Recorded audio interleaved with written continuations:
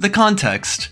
On October 21st, 2025, a male VTuber by the name of KaienVT posted a now-deleted tweet that briefly discussed the revolving discourse around male VTubers and how they may or may not be overshadowed by female VTubers, where Kai stated that the same male VTubers who complain about being overshadowed are the same male VTubers who stay generic with the traditional e-boy persona. Kai would post a direct follow-up tweet where he states that those male VTubers who complain about not having an audience are obsessed with trying to garner female attention and are, quote, weird horny freaks. This would be met with general negativity, with many individuals calling Kai out for allegedly being misandrist, a person who is prejudicial against men, and pointing out the irony in his statement by showcasing thirst trap posts made by him. Though this would resolve itself fairly quickly, this would be one of many posts that helped kickstart the male VTuber discourse again, which fell in tangent to the ongoing discourse around male content creators in general, when Emiru, a female content creator, accused Mizkif of abuse and predatory behavior in and outside of their relationship of 7 years, to which a division in the community between those who believed Mizkif was guilty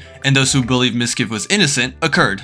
Bao's tweet. On October 26, 2025, indie VTuber Bao would make a post on Twitter where she warned smaller female content creators to stay away from larger male content creators who essentially love-bombed these smaller creators by showering them with attention. While Bao's message was generally taken as a valid, positive take in her replies, a fair amount of individuals found that her emphasis on the genders was a highly questionable and misandrist move, as the message comes off as generalizing male content creators in a negative way. This would cause a pretty big Twitter war, with those against Bao emphasizing that Bao should have made her message neutral by not emphasizing genders, and those supporting Bao stating that those who have an issue with Bao's message may be a part of the problem itself. This would have been a smaller controversy in general. However, Bao would make a brief statement on Twitch regarding the drama, where she essentially doubled down on her statement and called out those who had an issue with her message and called her a misandrist. This would be met with outlash from a decent portion of the VTubing community, with many being disappointed that Bao doubled down rather than apologizing for or even correcting her message to avoid generalization, and is choosing to deflect instead of taking accountability.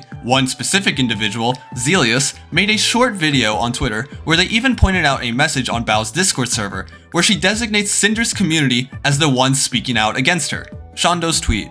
During the backlash of Bao's statement on Twitch, an individual by the name of FlockyVT would make a post calling out Bao, stating that, as a result of Bao's alleged honey traps, a manipulation technique that uses romantic or sexual relationships to obtain information or resources, Bao was able to stay successful as a VTuber, despite controversies in the past. A VTuber by the name of Shondo would, in turn, call Flocky a groomer. This would spark massive controversy against Shondo, as many believe that not only was this groomer claim unwarranted, but it was also ironic given that Shondo was constantly accused of being a groomer herself in the past. Many would call her out for this reply, to which she would post an apology on October 30th, claiming that her statement was, quote, British humor, and that while she was numb to internet hate, she didn't realize that many others, quote, haven't really reached that point yet. She would apologize for fanning the flames and reiterates that she isn't a misandrist. The response was generally negative, as the idea of calling someone a groomer being British humor didn't really sit well with many people. It would also turn out that Shondo would dig a deeper hole for herself,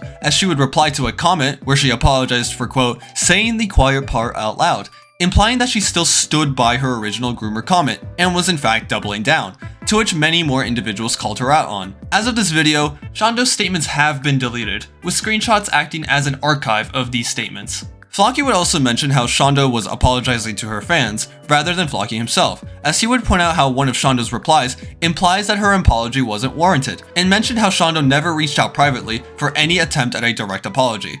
As of this video, the male VTuber and content creator discourse continues to be held, with the primary focus shifting towards predatory behavior and harassment from both male and female content creators. Bao and Shondo would continue to get criticism, so we'll see if anything new arises from either of them. As with all my previous videos, do not harass anybody involved in and outside of this video.